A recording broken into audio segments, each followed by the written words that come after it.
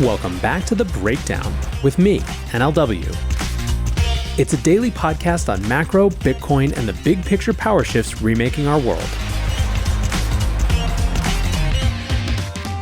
What's going on, guys? It is Wednesday, June 25th, and today we are talking about the Bank for International Settlements' latest stablecoin arguments.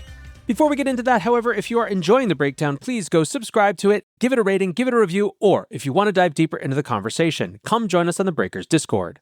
You can find a link in the show notes or go to bit.ly/breakdownpod.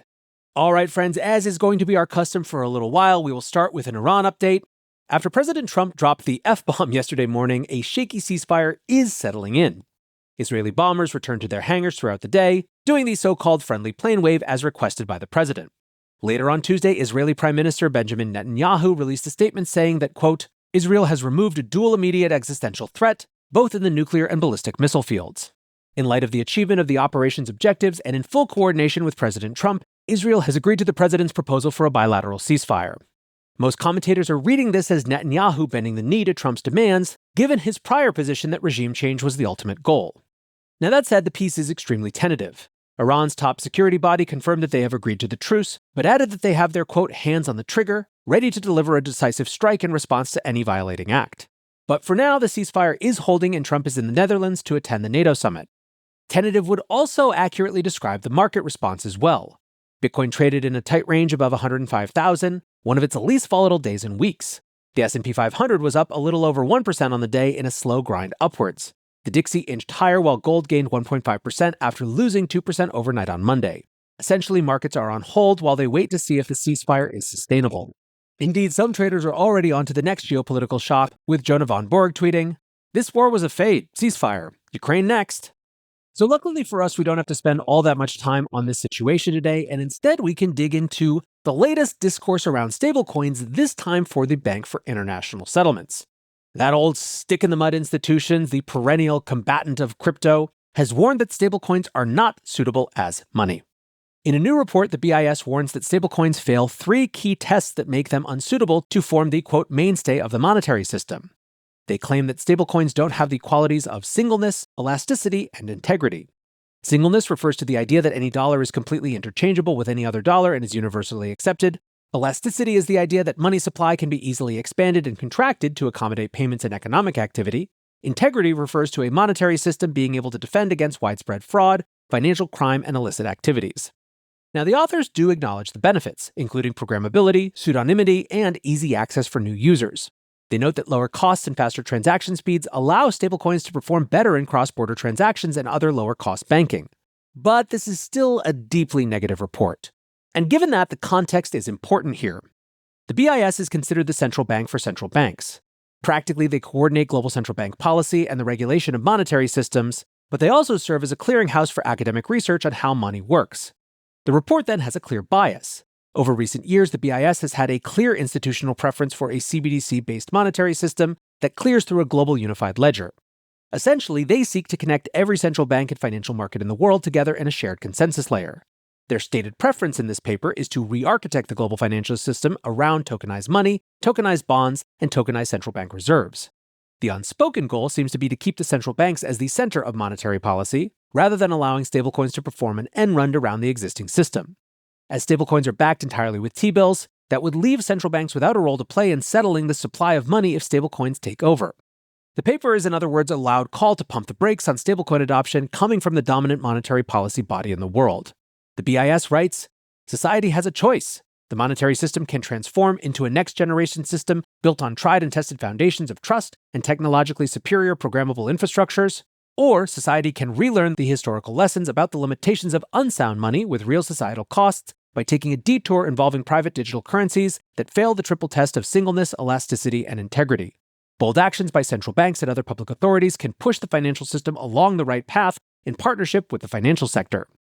Now, none of this is surprising in the slightest. While the BIS has been enthusiastically testing CBDCs, they've been staunchly against the idea of privately issued money. The paper even draws the comparison between stablecoins and privately issued banknotes of the 19th century free banking era.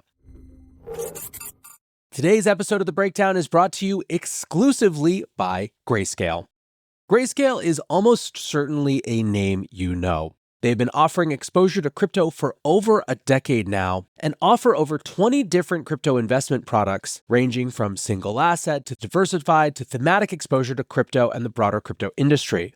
They have long been innovators at the intersection of TradFi and crypto, and one of the benefits for a lot of us is that Grayscale products are available right through your existing brokerage or IRA. Now, of course, investing involves risk, including possible loss of principal. For more information and important disclosures, visit grayscale.com. Go to grayscale.com to explore their full suite of crypto investment products and invest in your share of the future. What makes this paper important is that the US is, of course, on the cusp of making the decision to open the floodgate for stablecoins. Enthusiasm to issue stablecoins once legislation is passed far exceeds anyone's expectations even from just 6 months ago. Rather than talking through hypotheticals, the BIS is rushing to have the conversation about what widespread stablecoin adoption looks like in practice. Ultimately, they're talking about a future situation where stablecoins are the dominant form of money, a future that looks more plausible than it did just a little while ago. To them, integrity and singleness concerns are real, but they seem to pale in comparison to elasticity.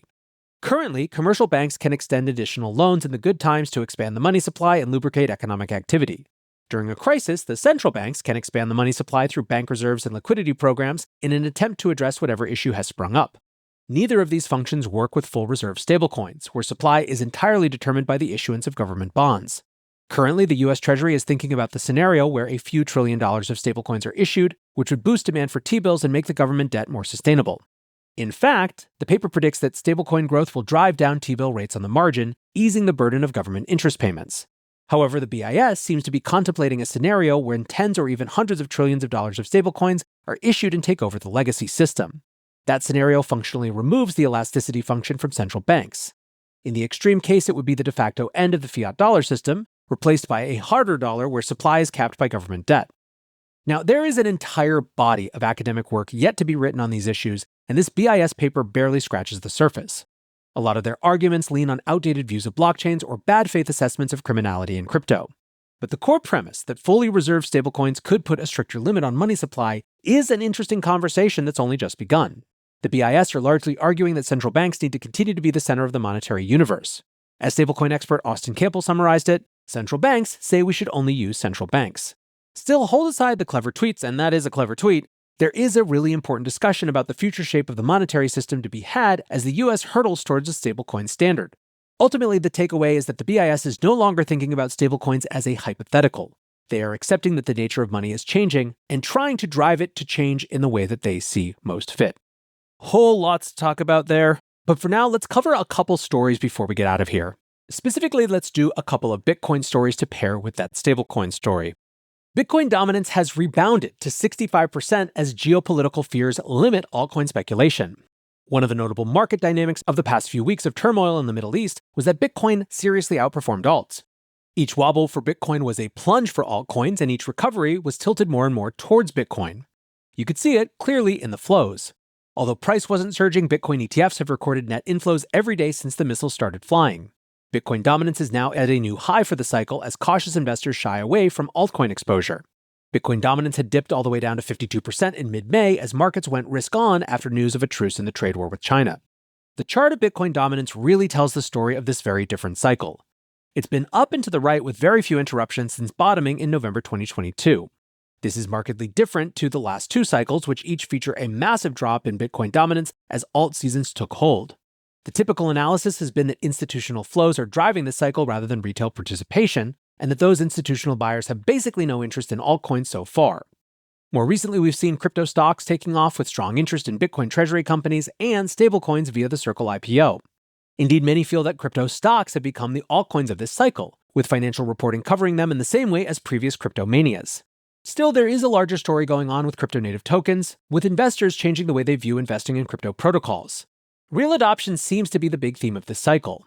In other words, it's not enough for tokens to market themselves as the next Bitcoin, pump up fake metrics, or sell investors on a future promise of adoption.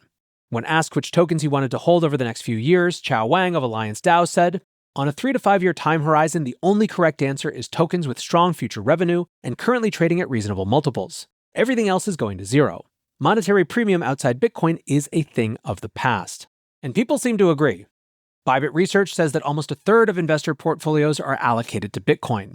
In a new report, the exchange highlighted that Bitcoin holdings have skyrocketed this year. Their study of user allocation showed that 30.9% of portfolio value was held by Bitcoin, up from 25.4% in November. A further 33% was held in stablecoins, so altcoins represent just 36% of portfolios. The numbers look even worse if you break out major altcoins.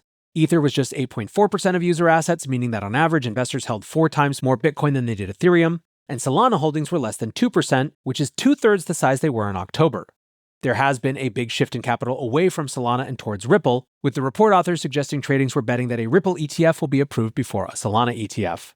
Still, the big story is simply the shift of capital towards Bitcoin. The ratio of Bitcoin to ETH holdings has collapsed since November, when it was close to parity.